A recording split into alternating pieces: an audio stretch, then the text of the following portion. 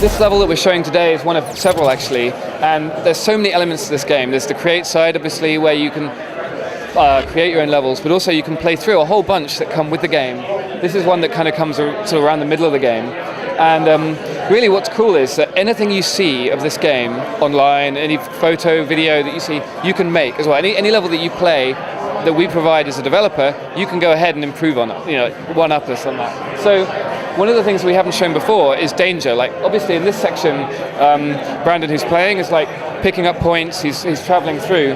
But what's really fun is you can also make things dangerous to your character. So you can make like fire, you can make electricity, and you'll see that in a moment. But before we get to that, I want to show you some cool thing that we have, which is iToy support, or PlayStation Eye. So he can open up any time and just place down this sticker, and we have like, this is live right now, so like, there he is. Smile for the camera, Brandon.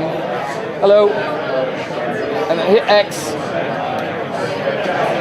It takes that photo, and then basically he's just stamping another one down. So you've got Brandon, and that files it, so that goes online. You can be playing with your friends, and you're like, hey, what are you doing? And just throw that in there. And that's available anytime you're playing. So now he's just going off on one. Okay, that's cool. So the cool thing about this game, as I say, is that there's a whole bunch of different kinds of levels. This is one of the larger levels, which is pretty heavily based on platforming. It's actually more fun when you play it as a co-op, but every level is also playable single player, and that's kind of really important. Like, you can play this on your own, you can play it with friends on the same PlayStation, you can also play online. And this next section is the first introduction of danger. So see that little smoking thing? You don't want to touch it. And that really adds an extra dimension to gameplay. Also, you see these little kind of microchips which are on the wall. That's a way that you can add logic into your level. So the guy who built this level has wired up these levers, and by grabbing them, he can build whole machines. And you can actually build incredibly intricate, like complicated mechanisms that allow you to build new kinds of gameplay. It doesn't just have to be what we thought of, but you can get squashed.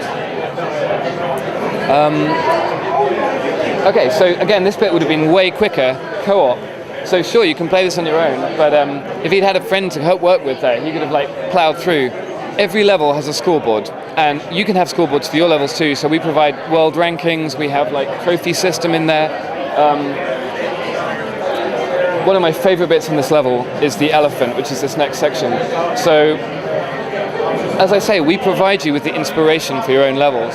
And one of the things that you get for completing a level is, if you like, the elements that made that level up. So in this case, this elephant is this kind of like moving creature. If he manages to complete this in time, he will then win the right to use that in his own levels. And that's kind of the cycle that we call play, create, and share. So it's like, you play through the level, you have a good time, and as almost as a side effect, we kind of feed you this like cool stuff, and then you're just kind of tempted in, and you're like, oh well, you know what? I'm going to put that in my own level.